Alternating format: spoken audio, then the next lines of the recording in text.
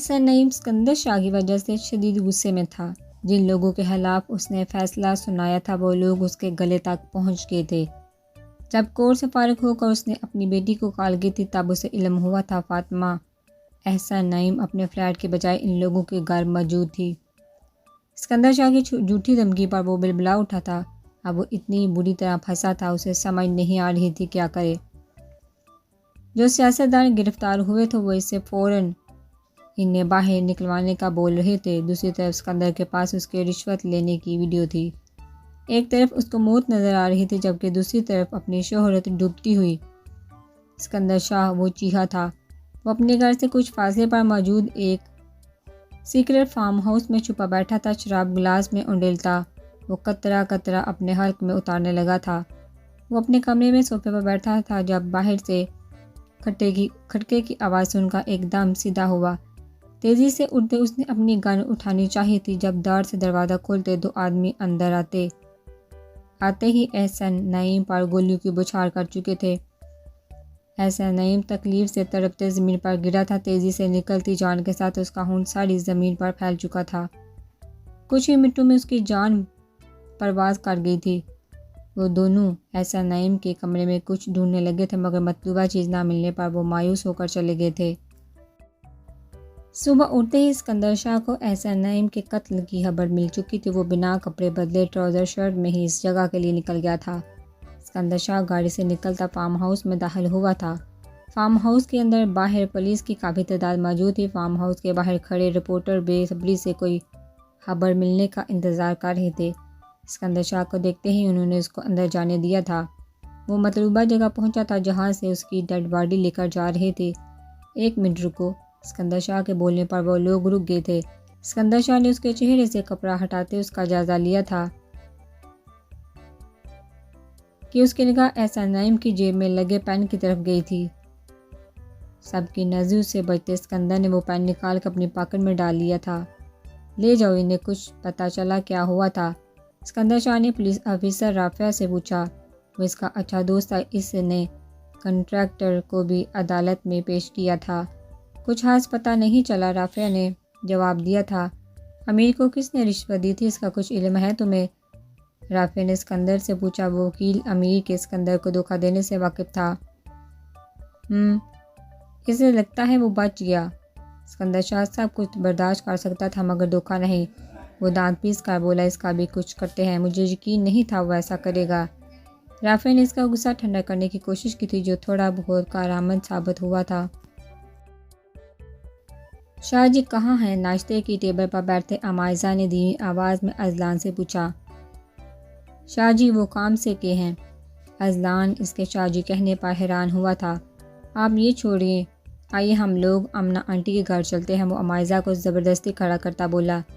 میرال اپنے کمرے میں ابھی تک نہیں نکلی تھی اس لیے اذلان عمائرہ کو اپنے ساتھ لے گیا تھا۔ السلام علیکم۔ کھانے کی ٹیبل پر بیٹھی آمنہ آنٹی، ابرچ، سعدیہ اور ان کے ساتھ بیٹھے مہران کو اذلان نے سلام کیا تھا۔ تم کب ٹپکے واپس؟ مہران کو دیکھتے اذلان نے خوشگوار حیرت سے پوچھا۔ وہ سعدیہ کا فیانسی تھا جو یہاں سے کچھ دور ہی رہتا تھا۔ وہ اذلان کا اچھا دوست تھا جو کئی دنوں سے کام کے سلسلے میں سیالکوٹ گیا ہوا تھا۔ آج ہی واپس آیا ہوں، تم سناؤ شیطان کے چیلے؟ مہران کھڑا ہوتا اس سے ملا۔ یہ کون ہے؟ سعدیہ نے کنفیوز کھڑی عمائزہ کی طرف اشارہ کرتے ہوئے پوچھا۔ وہ آج چوہیا بھی گھر پر ہے۔ آج چوہیا بھی گھر پر ہے؟ شرارتی مسکراہٹ سے اذلان نے سعدیہ کو دیکھا جو کھا جانے والی نظروں سے اسے گھور رہی تھی۔ نظروں سے بعد میں میرا قتل کر لینا، یہ عمائزہ ہے اسکندر بھائی کی اسپیشل گیسٹ۔ اس نے عمائزہ کو متعارف کروایا تھا، پھر ساتھ ہی ابرش کے ساتھ خالی جگہ پر بیٹھتے اس نے حلوہ پوری کا ناشتہ دے کر تیزی سے اپنے ناشتے والی پلیٹ تیار کی تھی۔ آمنہ نے عمائزہ کو سعدیہ کے ساتھ دوسری جانب بٹھایا تھا۔ سب لوگ واپس بیٹھ کر ناشتہ کرنے لگے تھے۔ بکھر ابرش اسے تیزی سے ناشتہ ختم کرنے دیکھ کر بڑبڑائی۔ بس آنٹی، آپ کی اس چہیتی نے نظر لگا دی ہے، اب مجھ سے ناشتہ نہیں کیا جائے گا، وہ منہ پھلاتا ہوا بولا۔ زیادہ ڈرامے نہ کرو، 5 پوریاں کھا گئے اور کیا کھانا ہے تم نے؟ اب پلیٹ ہی کاٹ سکتے ہو، وہ بھی کاٹ کر کھا جاؤ، سعدیہ تنزیہ بولی تھی۔ عمائزہ خاموشی سے سب کے ساتھ مسکراتے اذلان کو دیکھ رہی تھی۔ چوہیا تمہیں کس نے منع کیا ہے؟ تم بھی کھاؤ، اب آئندہ کے بعد میں نے یہاں ناشتہ نہیں کرنا۔ وہ جوس کا دوسرا گلاس بھر کر پیتا ناراضگی سے بولا۔ مس اینگریورتھ وہ کسی کے نام منانے پر ابریش کی طرف جھکا۔ ابریش نے اسے ناگوار نظروں سے دیکھا۔ میرے ساتھ گھومنے چلے گی؟ شہد والے چاند تک؟ اذلان نے سنجیدگی سے پوچھا۔ کیا بکواس کر رہے ہو؟ ابریش نے ناسمجھی نظروں سے دیکھا۔ You know I am a خوبصورت young man, I wanted to گھومنا ود یو، ڈو یو آنا ود می؟ کیا خسر پسر کر رہے ہو؟ ابریش کے کان میں سعدیہ نے اسے سرگوشی کرتے دیکھا تو پوچھا، جبکہ ابریش بیچاری اس کی بات سمجھنے کی کوشش کر رہی تھی۔ وہ ابریش کہہ رہی ہے مجھے گھمانے لے چلو، میں منع کر رہا تھا مگر اب مہمانوں کو ایسے تو نہیں کہتے نا، اس لیے میں اسے اپنے ساتھ گھمانے پھرانے لے جاؤں گا۔ اذلان کی بات پر ابریش کا دل کیا اس کا گلا دبا دے۔ ہاں بچے تم لوگ گھوم پھر رہو، ابریش جب سے گھر آئی ہے باہر نکلی ہی نہیں۔ مہران اور سعدیہ بھی فری ہے، ان کو بھی ساتھ لے جاؤ۔ ابریش کے اعتراض کرنے سے پہلے آمنہ بول اٹھی۔ سوری ماما مجھے کام سے جانا ہے، یہ لوگ چلے جائیں۔ سعدیہ تیزی سے کھڑی ہوتی آمنہ کے گال چومتی باہر بھاگی تھی۔ تم لوگ چلے جاؤ۔ سعدیہ کو جاتے دیکھ کر آمنہ نے نفی میں سر ہلایا۔ ابریش کی قاتلانہ نظریں خود پر محسوس کرتا اذلان مہران کے ساتھ باتیں کرنے لگا تھا۔ بی جان عمائزہ کہاں ہے؟ اسکندر جو کچھ منٹوں پہلے ہی واپس آیا تھا عمائزہ کو کہیں نہ پا کر اس نے پریشانی سے پوچھا۔ برے برے خیالات اس کے ذہن میں آنے لگے تھے۔ وہ اذلان کے ساتھ آمنہ کے گھر گئی ہے، بی جان کی بات پر وہ جو ناشتہ کے لیے بیٹھنے لگا تھا فوراً باہر کی طرف چل دیا۔ کہاں جا رہی ہو اسکندر؟ پیچھے سے بی جان نے پوچھا۔ آپ ناشتہ لگائے، میں 5 منٹ میں آیا۔ وہ بی جان کو جواب دیتا اپنے گھر سے نکلتا ساتھ والے گھر میں داخل ہوا تھا۔ السلام علیکم، سلام کرتے اس کی نگاہیں عمائزہ کی طرف گئی تھی۔ اسے محفوظ پا کر اس نے سکون کا سانس لیا تھا۔ ماشاءاللہ آج سورج کہاں سے نکلا ہے جو اسکندر صاحب ہمارے گھر آئے ہیں؟ آمنہ طنزیہ بولی۔ اسکندر ان کی بات پر ہنس پڑا تھا۔ ابریش غور سے اسکندر شاہ کو دیکھ رہی۔ آنٹی ٹائم نہیں ملتا ورنہ سورج آج بھی مشرق سے ہی نکلا ہے۔ ابھی ذرا جلدی ہے، عمائزہ کو لینے آیا تھا، دوبارہ انشاءاللہ جلدی آؤں گا۔ اپنی طرف دیکھتی عمائزہ کو اس نے چلنے کا کہا۔ اذلان بھی سب سے ملتا تیزی سے ان کے پیچھے گیا تھا۔ ابریش کی نظروں نے اسکندر کا دور تک پیچھا کیا تھا۔ عمائزہ خاموشی سے اسکندر کے ساتھ چلتی گھر میں داخل ہوئی تھی۔ اذلان بھی ساتھ ہی گھر میں آیا تھا۔ کس کی اجازت سے اسے لے کر گئے تھے؟ اسکندر نے سخت لہجے میں اذلان سے پوچھا۔ بھائی وہ صرف آنٹی کے گھر گیا تھا۔ اذلان اسکندر کا غصہ دیکھ کر نظریں جھکائے دھیمی آواز میں بولا۔ عمائزہ پریشانی سے اسکندر کو دیکھ رہی تھی جو اسے صاف اگنور کر رہا تھا۔ یہ میری اجازت کے بغیر اس گھر سے قدم بھی باہر نہ نکالے۔ سنا اب سب لوگوں نے؟ وہ لاؤنج میں کھڑے اذلان، بی جان اور سب ملازموں کو دیکھتا سرد لہجے میں بولا۔ اسکندر کیا ہو گیا ہے؟ اذلان صرف ساتھ والے گھر ہی تو لے کر گیا تھا۔ بی جان نے اذلان کا ادھر چہرہ دیکھ کر کہا۔ تم کمرے میں جاؤ۔ اس نے ایک گہرا سانس لیتے عمائزہ کو جانے کا کہا۔ وہ ہچکچاتے ہوئے چلی گئی تھی۔ بی جان بات لے جانے کی نہیں، اس کی جان خطرے میں ہے، اسے باہر کہیں بھی لے جانا حد سے حالی نہیں ہے۔ اب میرا ناشتہ لگوائیں، میں 1 منٹ اذلان سے اکیلے میں بات کرنا چاہتا ہوں۔ اذلان کو کندھے سے تھامتا اسکندر ایک سائڈ پر لے گیا تھا۔ اذلان بچے اس کی جان کو خطرہ ہے، صبح ہی جج احسن نعیم کا قتل ہو گیا ہے، آج کل صورتحال کافی خراب ہے، میں تم سے نہیں ناراض مگر احتیاط ضروری ہے، اسے گھر سے باہر میری اجازت کے بغیر دوبارہ مت لے کر جانا۔ اسکندر نے نرم لہجے میں اسے سمجھایا۔ بھائی میں آئندہ خیال رکھوں گا، ہم نے آج گھومنے جانا ہے تو عمائزہ ہمارے ساتھ نہیں جا سکتی؟ اذلان نے مسکراتے ہوئے پوچھا۔ نہیں ابھی اس کا باہر نکلنا صحیح نہیں ہے۔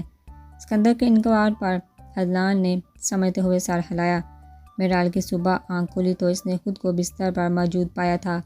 میر صبح ہی کام کے سلسلے میں چلا گیا۔ صبح اس کے خطاب سے بچنے پر میرال شکر ادا کرتی فریش ہو گئی تھی۔ 1 مہینے سے زائد ہو گیا تھا اسے یہاں رہتے ہوئے، اب کمرے کا کونا کونا اسے ازبر ہو گیا تھا۔ اس کا ناشتہ کرنے کا دل نہیں تھا، اس لیے ملازمہ سے جوس کا گلاس منگوا کر وہ پی چکی تھی۔ وہ اپنے باپ سے ملنا چاہتی تھی مگر اسکندر سے بات کرنے کا اسے موقع ہی نہیں مل رہا تھا۔ ملازمہ نے اسے میر کا پیغام دیا تھا، وہ کل صبح کی فلائٹ سے دبئی جا رہے تھے۔ ملازمہ خاموشی سے میر کے حکم پر ان کا سامان پیک کرنے لگی تھی۔ میر نے اسے میرال کا کوئی سامان پیک کرنے کو نہیں کہا تھا، اس نے ملازمہ نے صرف میر کا ہی سامان پیک کیا تھا۔ کیا آپ نے میرا سامان پیک کر دیا؟ میرال نے نرم لہجے میں پوچھا۔ جی میم، ملازمہ نے صفائی سے جھوٹ بولا۔ شکریہ۔ میرال کے نرم لہجے پر ملازمہ جھوٹ بولنے پر شرمندہ ہوئی تھی، مگر میر کا سہل لہجہ یاد کرتی وہ خاموش ہو گئی تھی۔ بات سنیے، مجھے ایک نمبر ملا کر دے دیں، مجھے اپنے گھر والوں سے بات کرنی ہے، ملازمہ نے میرال سے ریکویسٹ کی تھی۔ میرال کے پاس موبائل تھا مگر استعمال نہیں کر پاتی تھی۔ ملازمہ نے میرال کے کہنے پر مطلوبہ نمبر ملایا تھا۔ ہیلو، کون بول رہا ہے؟ دوسری جانب سے آواز سنتے اس کے ہاتھ کانپنے لگے تھے، ماتھے پر پسینے کی بوندیں چمکنے لگی تھی۔ تیزی سے ہاتھ چلاتے اس نے کسی بھی طرح کال بند کرنے کی کوشش کی تھی۔ Whose their? میرال نے کانپتے ہاتھوں سے موبائل زمین پر پھینکا تھا، جس سے اس کے ٹوٹنے کی آواز میرال کے کانوں میں پڑی تھی۔ باہر کھڑی میرال کی ملازمہ فوراً اندر آئی تھی۔ میم، یہ موبائل ٹوٹ گیا ہے۔ ملازمہ ٹوٹا ہوا موبائل اٹھا کر دیکھتے ہوئے بولی، یہ یہاں رکھ کر تم جاؤ۔ اس نے اپنی گھبراہٹ پر قابو پاتے ملازمہ کو جانے کا کہا تھا، ساتھ ہی وہ خاموشی سے کروٹ لے کر لیٹ گئی تھی۔ ملازمہ مشکوک نظروں سے میرال کو دیکھتی موبائل سائڈ ٹیبل پر رکھتی چلی گئی تھی۔ امائزہ صبح سے اپنے کمرے میں بند اسکندر کا انتظار کر رہی تھی، جو نہ جانے کہاں غائب ہو گیا تھا۔ ایک دو بار اس نے باہر نکلنے کا سوچا، مگر اسکندر کا غصہ یاد کرتی وہ اپنے کمرے میں ہی دبکی رہی تھی۔ شام کے ٹائم باہر قدموں کی آواز سنتی وہ تیزی سے چپل پہنتی اپنے حلیے کی پرواہ کیے بغیر باہر نکلی تھی۔ شاہ اسکندر کو کمرے کا دروازہ کھولتے اس نے پکارا، اسکندر! اس کی طرف مڑا۔ اس کے حلیے پر نظر ڈالتے اسکندر نے نظریں پھیر لی تھی۔ دوپٹہ کہاں ہے تمہارا؟ اسکندر کے بولنے پر وہ شرمندہ سی تیزی سے اپنے کمرے میں بھاگی تھی۔ بیڈ پر پڑا دوپٹہ اٹھا کر وہ دوبارہ باہر آئی تھی۔ آپ مجھ سے ناراض ہیں؟ اس نے انگلیوں سے کھیلتے پوچھا۔ نہیں، اسکندر نے ایک لفظی جواب دیا۔ مجھے اگنور کر رہے ہیں آپ؟ اس کو نظریں پھیرا کھڑا دیکھا اس کا لہجہ بے ساختہ نم ہوا۔ اسکندر نے فوراً اس کی طرف دیکھا، جو آنسو سے بڑی سبز نگاہوں سے اس کو معصومیت سے دیکھ رہی تھی۔ میں کچھ مصروف ہوں، بعد میں بات کروں گا۔ اسکندر بالوں میں ہاتھ پھیرتا اضطراب کی کیفیت میں فوراً کمرے میں چلا گیا تھا۔ امائزہ آنکھیں جھپکتے کمرے کے بند دروازے کو دیکھتی اپنے کمرے میں دوبارہ بند ہو گئی تھی۔ اذلان آمنہ سے اجازت لیتا ابریش اور مہران کے ساتھ اسلام آباد گھومنے نکلا تھا۔ ابریش خاموشی سے ان کے ساتھ ساتھ جا رہی تھی۔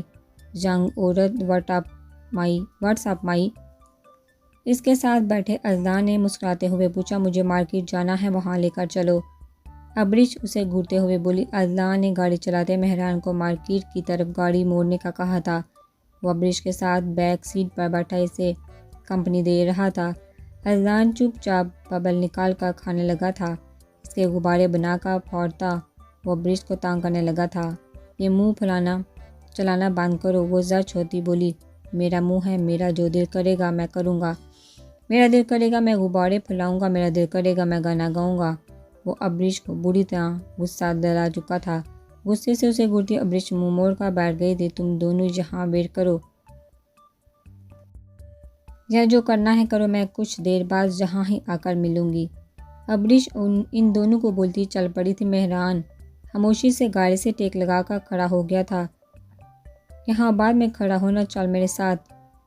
وہ گھسیٹتے ہوئے مہران کو اپنے ساتھ ابریش کے پیچھے لے گیا تھا۔ اس کو مسلسل اپنے پیچھے آتا دیکھ کر ابریش غصے سے پھٹ پڑی تھی۔ مسٹر اذلان شاہ، مجھ سے دور ہو، ورنہ جس طرح اپنے پہلے شوہر کو چھریاں مار کر قتل کیا تھا ویسے ہی تمہیں بھی کر دوں گی، وہ سپار تاثرات سے بولتی اذلان شاہ کو ہنسا گئی تھی۔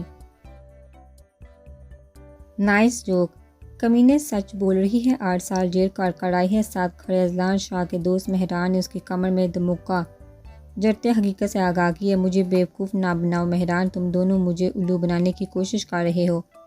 وہ ایک نظر ابریش پر ڈال کر مہران کو دیکھ کر مسکراتا ہوا بولا، تم جیسا عقل سے پیدل انسان میں نے پہلی دفعہ دیکھا ہے۔ نیٹ پر سرچ کر لو، میرا کیس 2014 کا ہاٹ ٹاپک رہا ہے۔ دوبارہ میرے ارد گرد دکھے تو پیس کر تمہارا قیمہ بنا کر رکھ دوں گی۔ 2 قدم اذلان شاہ کی طرف بڑھاتی وہ خوفناک انداز میں بولتی اپنے ناخنوں پر پھونک مارتی ہنس پڑی تھی۔ اذلان شاہ کو وارن کرتی وہ الٹے قدموں پلٹ گئی تھی۔ اذلان نے اسے جاتا دیکھ فوراً اپنا موبائل نکال کر سرچ کی تھی۔ 14 سال ابریش حق نے اپنے ہی شوہر کو بے دردی سے چاقو مارتے قتل کر دیا۔ سرچ میں سب سے پہلا آرٹیکل کھلتے ہی اس کی لائن پڑھتے اس کا چہرہ سپاٹ ہوا، جبکہ ساتھ کھڑا مہران پوری رنگت سے اس سے موبائل کھینچتا وہ آرٹیکل پڑھنے لگا تھا۔ انٹرسٹنگ، وہ ابریش کے بارے میں سوچتا بڑبڑایا۔ ایک بات بتا، تجھے کیسے پتہ چلا وہ جیل رہ کر آئی ہے؟ ابریش کو ہجوم میں گم ہوتا دیکھ کر اذلان نے سنجیدگی سے مہران کو دیکھا۔ سعدیہ نے رات کو بتایا تھا، میں مذاق سمجھ کر اسے اگنور کر گیا تھا۔ اسکندر بیٹا کیا بات ہے، جب سے آئے ہو کمرے میں بند ہو؟ حمائزہ بھی کمرے کو لاگ لگائے بیٹھی، بی جان ناک کرتی اسکندر کی اسٹڈی روم میں آئی تھی، جہاں کرسی سے ٹیک لگائے وہ آنکھیں موندے بیٹھا تھا۔ مجھے سمجھ نہیں آ رہا میرے ساتھ کیا ہو رہا ہے بی جان، وہ بند آنکھوں سے بولتا۔ بی جان کو 14 سالہ اسکندر لگا تھا۔ کیا سمجھ نہیں آ رہا میرے بیٹے کو؟ اس کے قریب جاتے بی جان نے اس کے گال سنوارے تھے۔ میرا دل کرتا ہے میں اسے قید کر لوں، کوئی اسے دیکھ نہ پائے، میرے سوا کوئی اس کی مسکراہٹ کی بھی وجہ نہ بنے، میرے علاوہ وہ کسی سے بات نہ کرے۔ وہ کیوں اتنی معصوم ہے؟ کیوں وہ باقی لڑکیوں سے مختلف ہے؟ وہ 13 سال چھوٹی ہے مجھ سے۔ میرے خیال میں اسے مجھ سے بہتر شخص ملنا چاہیے بی جان۔ میں اس کو اس گھر میں بند کر کے زیادتی کر رہا ہوں۔ کس کی بات کر رہی ہو اسکندر؟ بی جان کو علم تھا وہ حمائزہ کی بات کر رہا ہے، مگر ایک بار اس کے منہ سے سننا چاہتی تھی۔ کسی نہیں بی جان، میں ویسے ہی بات کر رہا تھا۔ بی جان کے پوچھنے پر وہ ہوش کی دنیا میں لوٹا تھا۔ اب مجھ سے باتیں چھپاؤ گے اسکندر شاہ؟ بی جان نے اسکندر کو دیکھا۔ اب جانتی ہے میں کس کی بات کر رہا ہوں؟ اسکندر دوبارہ آنکھیں موند گیا تھا۔ جانتی ہوں، لیکن ایک بار تمہارے منہ سے سننا چاہتی ہوں۔ حمائزہ، میں حمائزہ کی بات کر رہا ہوں۔ یہ سب پیار کی نشانیاں ہیں بچے۔ اسکندر کے جواب پر متانت سے بولی، ہمیں ملے 1 مہینہ بھی پورا نہیں ہوا بی جان، اب کیسے کہہ سکتی ہیں مجھے اس سے پیار ہو گیا ہے؟ وہ ایک دم سیدھا ہوا۔ عارفہ بتایا کرتی تھی دوریز شاہ کو اس سے پہلی نظر میں محبت ہوئی تھی۔ دوریز نے عارفہ کو کالج کی سیرمنی میں دیکھا تھا، وہ بھی تمہاری ماں عارفہ سے 11 سال بڑا تھا۔ پھر دیکھو کیسی ان کی قسمت ملی، ان کی محبت کی مثالیں سارا خاندان دیتا تھا۔ یہ قسمت کی باتیں ہیں اسکندر، شاید وہ بنی ہی تمہارے لیے ہے، تبھی کوئی نہ کوئی ذریعہ بنتا گیا، وہ آج یہاں ہمارے ساتھ موجود ہے۔